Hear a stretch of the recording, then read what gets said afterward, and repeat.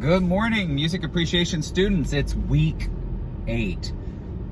I'm just aghast that we are to week 8, which also means that we are to unit 4.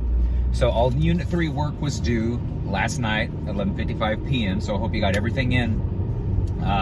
If you missed the assessment there, you do have this week to get it done, but you're losing 10% per day. So, today the maximum you could get is 90%, tomorrow 80, so on and so forth. So some points are better than no points, so please get on top of that. But all Unit 4 work should be open, so please look and make sure that it is open, because, as well as I, sometimes the technology and I just don't get along very well. It's just part of it.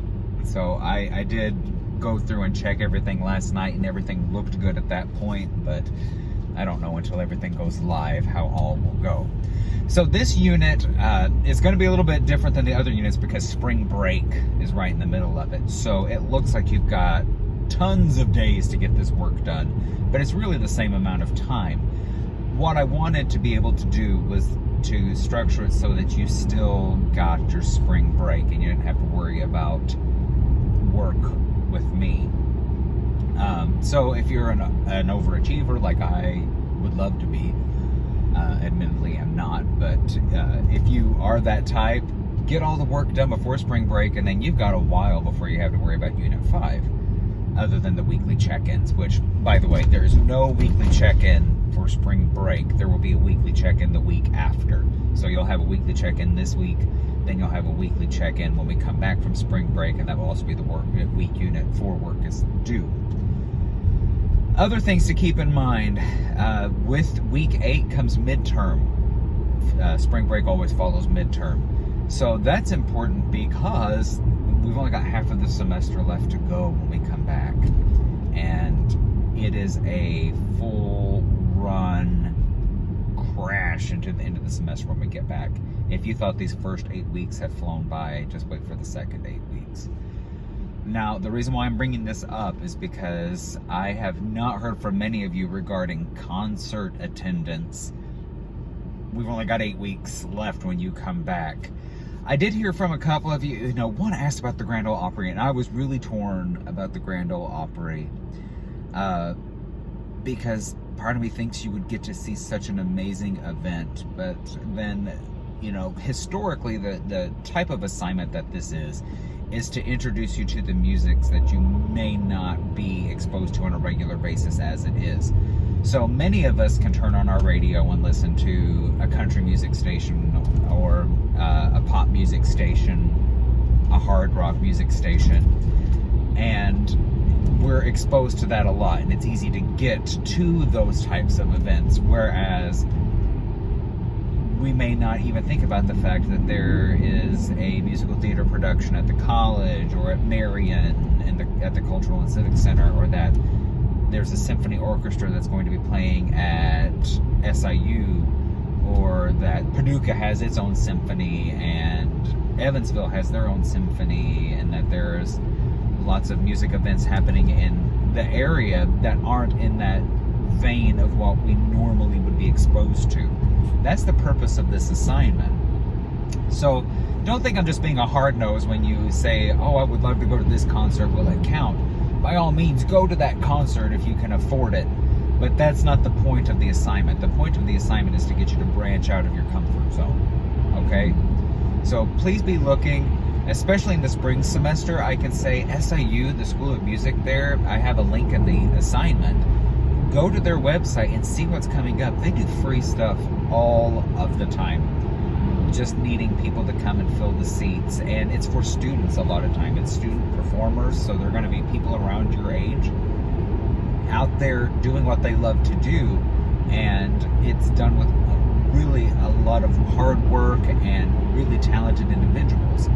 And they're doing really great things, and they need the support. So I would beg and plead with you to find these free events and go to SIU and watch these free concerts given, because it's just a lot of incredible performers. And when you do the research, you find out that SIU's turned out a lot of really notable performers over the years. So it's really incredible. So please be doing that. Please be reading the This Is Your Brain on Music. That book report's going to be due soon as well. The actual assignments are open. You know, they've been open since the beginning of the semester, so if you have done the work and have already read the book and you just want to write the book report, turn it in. It's there for you to do. It's just, I put the final date, like I will not take it after this date, but feel free to work ahead. I'm all for it. The only other thing I can say is please make sure that your answers on these assessments are thorough.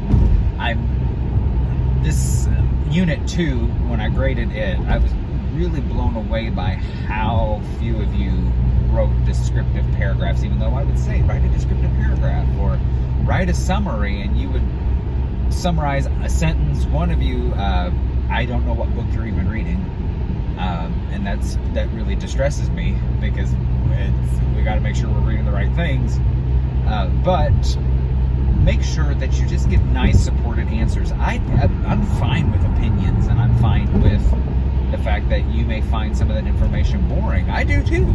Some of it doesn't fascinate me, but support it, you know, add weight to what you're saying. That's what education is about, and that's what learning communicative skills is about, is so that you can support yourself without resorting to sort of, you know, ad hominem attacks and those things. Being able to actually say, this is my position, and this is why I'm this way, and here are the facts to even provide more support. That's what makes you a great communicator, and that's what makes you an authority figure in your opinions. So please make sure that you're giving me good, thorough answers, and that you're really thinking about the things you're saying. Also, make sure that you're replacing a lot of your vernacular language with language from the class. So several of you are still saying, you know, this song's got a good beat, and and I would say the dynamics crescendo or whatever. And, you know, one of the things I drive home a lot is the song doesn't have a good beat. Beat's kind of boring. It's just a pulse, right? Because I'm beating my steering wheel. It's the rhythm that we find captivating, because rhythm is how we interplay longs and shorts over that beat. So we like rhythm. We catch rhythm. And then also, you know, crescendo isn't a dynamic. Crescendo is a way that we manipulate dynamics. So crescendo is a gradually growing louder, diminuendo gradually growing softer. So some of you are still struggling with that. I can't give you any feedback on the Unit 3 stuff yet because I've not seen it, but as soon as I get that done, you know, I'll be writing feedback in your test if I feel like you need some more clarity. But if you ever have any questions or anything, shoot me an email. I'll help you out as best as I can, or we can set up an online office hour, whatever. We'll figure it out. So I hope you guys have a great week. I probably won't post a video again until we get back from spring break, but I may just do a follow-up video if I get all the grading done soon, so that you can hear some of my feedback on your assignments. I hope you guys have a great one. If I don't see you before spring break, have a very safe one. Enjoy it, and I will see you back. Bye.